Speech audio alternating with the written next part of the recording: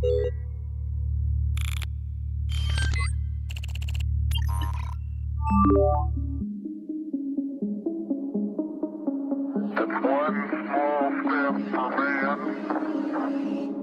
you know about rolling down in the deep? When your brain goes numb, you can call a mental freeze. When these people talk too much, put that shit in slow motion, yeah. I feel like an astronaut in the ocean, yeah. What you know about rolling down in the deep? When your brain goes numb, you can call a mental freeze. When these people talk too much, put that shit in slow motion, yeah. I feel like an astronaut. She says that I'm cool. I'm like, yeah, that's true. I believe in G-O-D. Don't believe in T-H-O-D. She keep playing me down. I'ma play her for fun. Don't really know my mental. Let me give you the... Hi, I'm John Cullen. Welcome to another episode of Web of Deception. In this episode, we're going to be joined once again by my special co-host, Jason Goodman. Jason, thanks for joining me once again to help us all understand better this web of characters, web of deception. This is now episode, what are we, 17? Yeah. Just pretty great. Unbelievable. Unreal. And, you know, what's exciting about this episode, you know, looking at the thumbnail and everything, is this is starting to tie some of the characters together and some of the bigger elements of the story. And you know, we talked about the Portland Christmas tree bombing topic in the past, and you know, for those of you who haven't seen the prior 16 episodes, you know, it really is, you know, just fascinating and complex. And in this episode, we're going to be taking a look at a couple of characters that have played some key roles and an organization. And this is, you know, to me, this was a degree of leveling up, so to speak, in the lawfare world. Yeah. Whereas, you know, you had been dealing with the court jester over there for a while, but this was a new level, and this was you know, leveling up. And so I'm excited about this episode. Why don't you tell people who are some of these characters in the thumbnail? I see a couple of men in the picture, and so you know, why don't you walk us through who do we have here? Who you know, of course, yeah. People were commenting that they think it's Rick Ocasek, which is yes, not. But from that's the funny. Cars, yes, Yeah. yes, yeah. Well, you're absolutely right. I mean, this is a huge leveling up of the lawfare. We're going to talk a lot during the sponsor exclusive segment about the details of who these people are and how they relate to each other. And we're not trying to do that, John, to bait people behind a paywall. The issue is the individuals pictured here, as you said, are so litigious that I'm not afraid of them bringing additional lawsuits against me, because I believe I've now become an extremely effective counter-lawfare operative. What I'm concerned about is that they could threaten some of these other platforms and easily remove the YouTube videos. So we're encouraging people to become sponsors on subscribestar.com and patreon.com/IamJohnCullen. They're going to be able to watch today's episode and all the 16 prior episodes, plus all the episodes of John Cullen Investigates on either of those two channels. Of course, we simulcast these shows on the Crowdsource, the Truth sponsorship platforms. I'm asking everybody to sponsor on odyssey.com/@crowdsource the truth. I got a couple of messages from people who are having some technical problems with Patreon, specifically after your last episode that we did of John Cullen Investigates. So it's difficult for me to get technical support from Patreon. If anyone is having a problem, just send me a DM or sign up on odyssey.com/@crowdsource the truth. We're going to also talk a lot, John, about the Twitter coup. And that is a document that I wrote in December of basically 2022. And it's I've encouraged a lot of people to check it out. It's free to read on Substack, on crowdsourcethetruth.substack.com. And I know I've said it a million times, but the reason why I'm encouraging people to read it is that it really ties together everything that we're going to talk about today and each of these people. And this is not just a matter of, a bunch of idiots on YouTube who are harassing me, or me being, pissed off that George did something to my show, or jealous that he has a bigger Twitter account than I have. I know a lot of people look at the internet and think that, but this document describes how I've been sued for the past 7 years by George's brother, but primarily this focuses on Adam Sharp and how I've been sued by him and his nonprofit organization, the National Academy of Television Arts and Sciences, which is the body that gives out Emmy Awards. It's one of 3 bodies that give out Emmy Awards. I've become quite educated in the machinations of the television academies, perhaps much more so than I even thought I would when I was actually in Hollywood, and perhaps might have won one of these things. I'll tell you the truth. When I was in Hollywood and anything about the Emmys came up, I would say to myself, it's bullshit. That's television. We're going for the Academy Awards. But even that now I realize is nonsense. But the truth of the matter in this episode is that this is not just internet trolling. We're going to talk about how Valerie Caproni, this is evidence in the public domain that I've been making allegations based on this evidence for 2 years. Nobody has challenged the evidence. Let's be careful with the allegations here on this platform. We'll get into those details when we go to the Patreon-only portion. But for those of you who have heard Jason mention the Twitter coup document, which he has shared with people like Matt Taibbi and Schellenberger and these folks, this show is to give you an understanding of the background for that. So who are these people? What the hell is all that about? Where did this guy Adam Sharp come from? What is his background? Where was he raised? Who's his daddy? There's a lot going on here. And this sets up the Twitter. In other words, you can't really read and understand the Twitter coup until you understand what you're going to see in this show, because this is going to lay out for you what the hell happened here. How did Jason or Multimedia Systems Design Inc., or whatever the entity was, end up getting sued by the Emmys? Like, what did you do? So why don't we start with that? Did we go through everybody who was in the thumbnail? Did you explain who the court jester was? Does everybody recognize him? No. Let's go back to the thumbnail. That's a good point. So we just basically touched there on Judge Caproni, but we've also got in this thumbnail, of course, stupid George. Oops, that's not the thumbnail. We need this. There we go. We've got George, who's always there, and then we've got Adam Sharp. So this is the guy we were just talking about. Now you can see he's got a digi camo Twitter bird on his computer as he's typing away right there. Adam Sharp today is the president and CEO of the National Academy of Television Arts and Sciences. And previously he worked at Twitter. He's had a lot of jobs. He worked at C-SPAN. He was a Senate staffer. He was the deputy chief of staff for Senator Mary Landrieu, who is a senator from Louisiana. And people say, I don't have firsthand information, but people say the Landrieu family is extremely involved in Louisiana politics, and there is a little bit of corruption down there, in case you did not know, in Louisiana. And I'm not saying that Mary Landrieu or Adam Sharp are involved in any of that, but it's possible. And anyway, the court jester, of course, is, he might even be in the chat. I should check.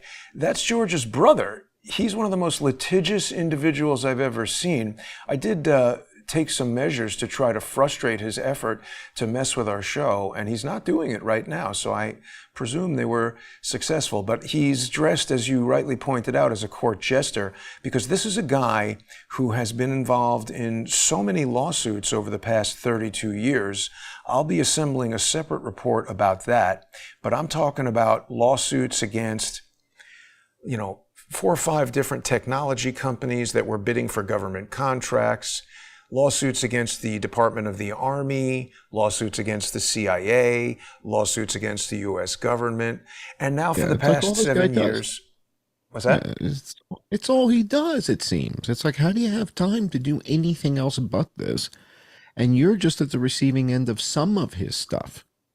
As you just said, you just pointed out a whole bunch of other stuff too. And, yeah, but he's trying to rope-a-dope you with so many lawsuits.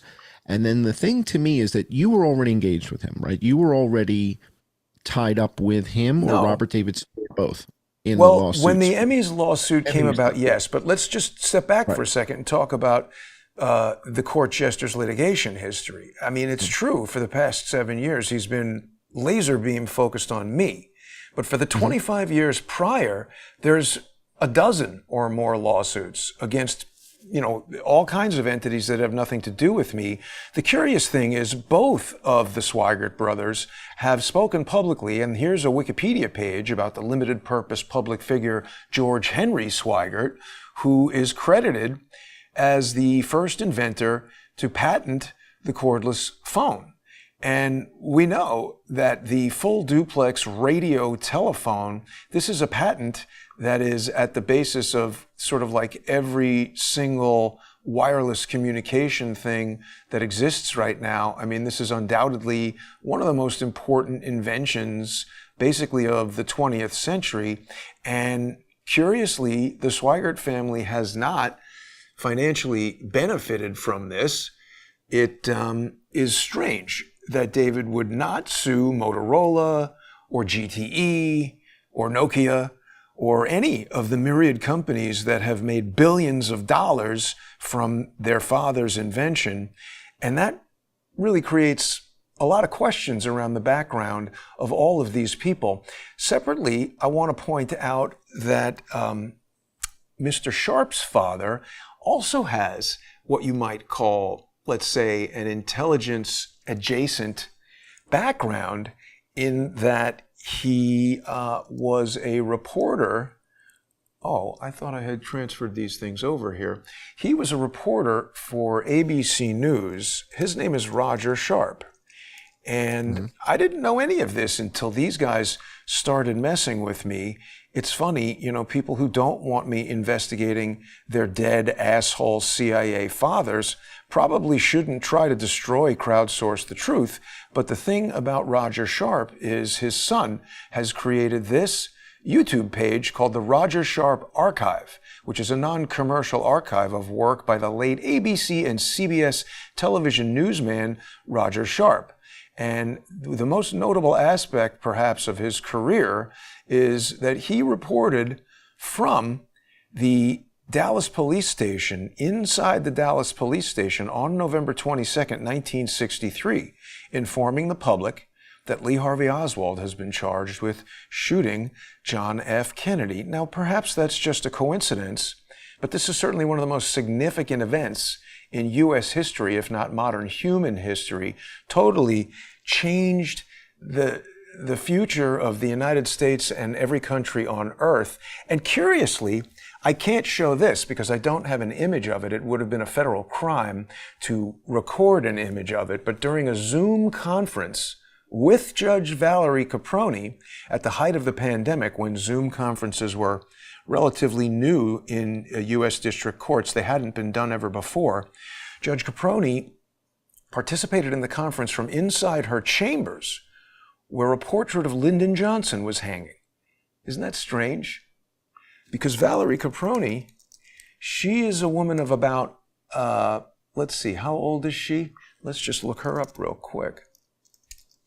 I think she was born in 1955, so she would have been 13, no, excuse me.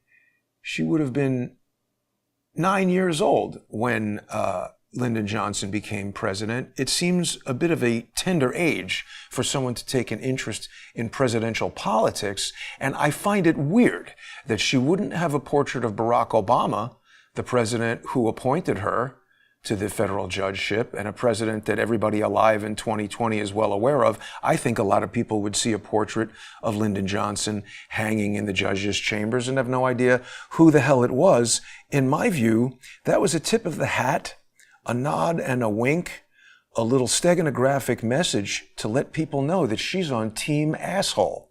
My opinion. All right. Well, let's help people understand sort of how this Emmy Awards debacle started, because I think it takes us back to 4 years ago. You and I were doing an award show, and I had prepared a parody presentation. Awards show. It was a parody. No actual awards were given. No one was actually nominated. It was a funny joke. Well, I don't know how funny it was, but clearly it was a parody. So we were doing a show, and I had prepared a whole bunch of material, and I have this trophy here that I got at Target, and so we had these, and I had little stickers down here on the trophy, and we were going to give a trophy out for this and a trophy to this country, and who had the least deaths per capita, and they were going to get a trophy and stuff like that. And I guess that the thumbnail that you made for the show made somebody just lose their, I mean, can you tell people the story, just how did we get into this? And then you'll tell them, what ended up happening. Okay, to further dispel the rumors and the false claims that I am somehow scripting you, I'm not. Yeah. What I was trying to direct John away from right there was any language about it being an awards show. It was a parody show. It was supposed to be funny. I think what he meant was it's a matter of opinion as to whether it was funny or not. But it was definitely not a legitimate awards show. We did not invite any kind of emissary from any country that was. I only have one trophy, and I still have it. And I still have it. Right. We didn't actually give this to Nigeria. But during the lawsuit, the lawyers it, for the Emmys attempted to represent, or at least they didn't attempt to represent. What they were doing was they were putting things on the page where they were stipulating reality. And that page becomes the thing that Judge Caproni stamps and signs, and then it becomes a court ruling. So they can write whatever kind of ridiculous nonsense in there they want. When a judge says, yes, I agree with your ridiculous nonsense, it now becomes contempt of court for me to violate what the judge has written there. So they wrote, yeah, we had an awards show. I said, no, it wasn't an awards show. It was a parody of an awards show. So again, I'm not angry with John. I just want people to understand. I didn't tell him, don't say anything about it being an awards show, lie in this way, lie in that way. We are two guys who basically get on the phone and say, what do you want to do for the show this afternoon? And there's a title thrown around. And I would say, I want to do an award show. We haven't done an award show in 6 months, man. I want to do an award show. Now, that doesn't mean that when I call it an award show, it's a legally defined award show with awards. And, we didn't hire Anderson. The point is they're trying to use whatever we say against us. And so basically what happened was there was a parody image created that right now I cannot even show people without being in contempt of court. And if I were to display that image on this show, undoubtedly, the court jester would send an email to Judge Caproni, who would say, okay, you violated this court order now, and you're in contempt of court. So now we need to come up with a punishment. And she could decide that that punishment is Jason has to spend the weekend at the federal detention center where Jeffrey Epstein didn't kill himself. And what do we think might happen to me inside there? I don't think it would be good. Are you allowed to read the story? Are you allowed to read the Hollywood Reporter? Yes, I'm going to show this because this is in the public domain. Now, if people go to thehollywoodreporter.com and Google this headline, you will see the image that if I show it, I could be put in jail where likely I think I would be killed. But you can read the headline, right? Yeah, the headline. Yes. Yeah. I can read the headline and the I can read the story. This is hot. The headline says, Television Academy sues after Emmy statuette given coronavirus. And the issue is we had created this show that included a parody image where I removed this element from the Emmys statue and replaced it with the medical illustration of the coronavirus. Now, what I've learned today, I didn't even realize this was the Emmy statue when I did this. I just did a Google search for television awards statue. And this was the only one holding a sphere. And I said, oh, that'll be perfect. I'll get rid of that and put a COVID molecule in there. And it'll be, you know, making fun of television awards and awards shows in general. Read the subtitle. Read what it says in the subtitle. What's the second? Defendant used the image to market the Crony Awards, honoring countries that refused to lock down for the pandemic. Now, that's false, but that is what they said. What's interesting to note is... Did we call it the Crony Awards? Was that the title of the show? Was the Crony Awards? I think it was, yeah. Because remember, I was calling it the Crony virus at that time because I think I had misspoken the first time I said it, and people thought it was hilarious. So we just kept referring to it as the Crony virus and the Crony Awards, and they took such umbrage to that because they thought we were saying they were cronies engaged in cronyism, and we weren't even meaning that, but they were so offended by it because that's exactly what they are. And the impression, so both the Emmys, who sued you, or the National Academy for Television Arts and Sciences, or whatever the hell it's called, and zoom out a little bit. Who is this national reporter? What's this newspaper? Who is this up at the top? The Hollywood Reporter. So their takeaway, they're saying that we were giving awards for countries that refused to lock down. Anybody who saw the actual show, now, is that show still on Odyssey? No, I had to take it down as part of the...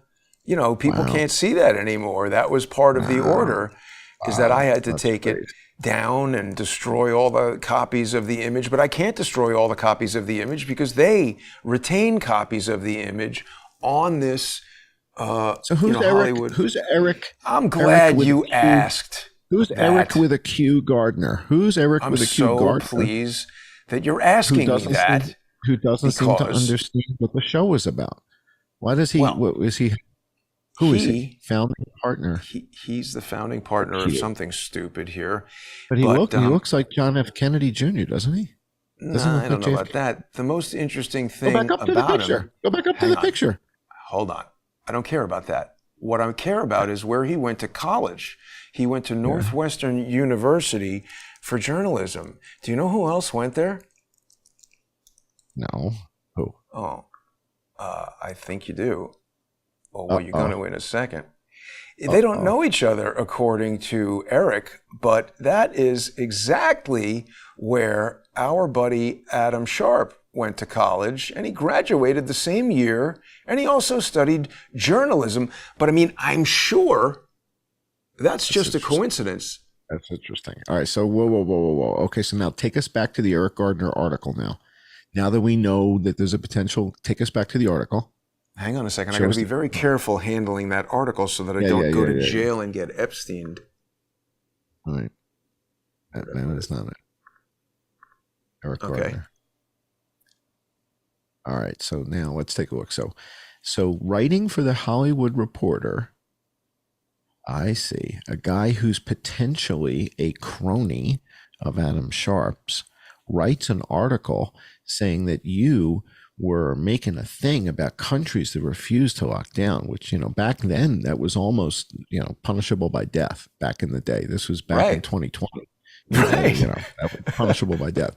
But the awards, that's not what it was, though. No. So this is almost verbatim copied and pasted from the complaint. So it's a PR campaign to promote their bullshit complaint, their lawfare action against me, to give it credibility and notoriety. Now, is Eric Gardner on Facebook? I'm curious what his relationship status is. I really am curious about his relationship status. I don't know. I haven't followed this idiot beyond 2020 and talking to him about this. I spoke to him a little bit. He said he doesn't know Adam Sharp and he didn't have anything to do with that. But even if they didn't go to college together, the Hollywood Reporter is a newspaper it's a trade publication that relies upon advertising and certainly having access to the Emmys. I'm going to tell you a little something else I know about the Hollywood Reporter. Because, I used to work in Hollywood, right? Now, there's a film that I worked on called Julia X, which is a terrible name. It's not an X-rated film. It was a 3D horror film starring Kevin Sorbo. And it's actually much better than it should have been given the budget and all of that. But it's pretty bad From a script standpoint, it's kind of stupid. Really, the most redeeming aspect of it is that many reviews, if people go online, particularly for the Blu-ray DVD, which was released in Germany, many German magazines and film enthusiasts have said that this is one of the best 3D movies ever made, and that the stereoscopic effects are even better than movies like Avengers. The film producer Jason Blum came to 21st Century 3D in New York for a screening of this and forced me to stop the projector about 30 seconds in and demanded to know why this looked so much better than Avengers. He had just gone to see the movie Avengers the night before, and he couldn't believe how much better it was. He sat there and watched 20 minutes of the film. Jason Blum is one of the biggest producers in Hollywood and is the kind of guy who, if he didn't like it, after 30 seconds would have gotten up and left the screening. So anyway, the point is, when Julia X debuted in Cannes, not in competition, but at the Marché du Film, we were trying to sell it internationally, this article was released in The Hollywood Reporter. And guess what? It came out the same exact day. The producer put a $10,000 ad in The Hollywood Reporter. And coincidentally, this is the only positive review of Julia X in the United States. I'm not saying The Hollywood Reporter is influenced by its advertisers, but it's possible. Well, for anybody who's been in the publishing world, I mean, the supposed wall between the editorial department and the advertising department, you know, I think we all acknowledge, that kind of disappeared a long time ago. Yeah. But, you know, they will want to maintain the illusion of independence there for sure. But certainly it's interesting that, you know, the way it's been portrayed, because that's not what we were doing. You know, we were showing things like Hong Kong didn't have 10 people dead or something like that. We weren't making fun of places that didn't lock down. That's absolutely not what was happening. So Eric Gardner's perception, I don't know, did he watch the show? How would he know what we were doing? No, he just transcribed the lawsuit. And we're just about out of time here on the intro, John, but we're going to get into all of these details and much more. If people haven't watched any episodes of Web of Deception, this is like the master episode. And it's also the first time that I've really spoken on the show about the Emmys lawsuit. Certainly, I haven't spoken this extensively about it before, and there's a very important reason why I'm going to do that. I mentioned this a bit on Twitter. This sets up the Twitter coup. This sets up everything you learned about Twitter you would not have learned had these guys not kicked. Right. So to me, right. This is the source material. This is how, if you want to understand how Twitter came to be potentially, and why Twitter came to be potentially, and why the Kingdom of Saudi Arabia's, you know, biggest names still own a piece of it potentially. Stay tuned and join us when we go over to the patron-only portion of the show. We're going to kick off just in about 5 minutes. If you're not yet a patron, you're missing out on some of the craziest stuff going on in the world that we simply can't talk about. Yeah. We simply can't talk about it. Jason will end up getting thrown in prison. They'll kill me. So please become a patron. Spring for the $5 a month. It's not enough to buy us coffee, so we don't call it buy us coffee, because you can't buy coffee for $5 anymore. Jason drinks organic crap that's $9 a cup or whatever. No, I don't drink coffee. Kombucha. When you drink that kombucha crap or whatever that is. Join us over the patron-only portion. Thank you all for joining. I'm John Cullen. This has been Web of Deception.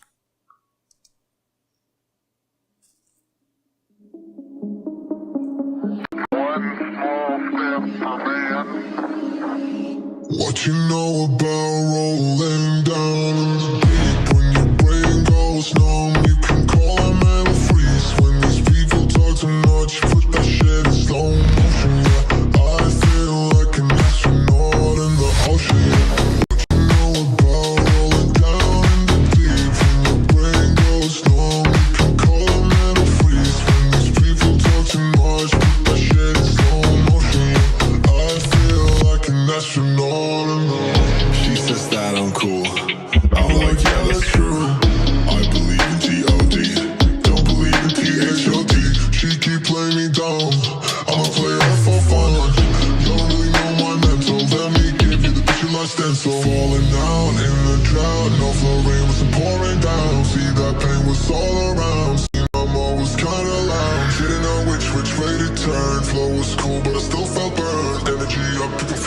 search. I'ma kill everything like this bird. One small step for man. What you know about rolling down on the deep? When your brain goes numb, you can call them mellow freeze. When these people talk too much, put that shit in slow motion, yeah. I feel like an astronaut in the ocean, yeah. What you know about rolling down in the deep? When your brain goes numb, you can call them mellow freeze. When these people talk too much, put that shit in slow motion, yeah. I feel like an astronaut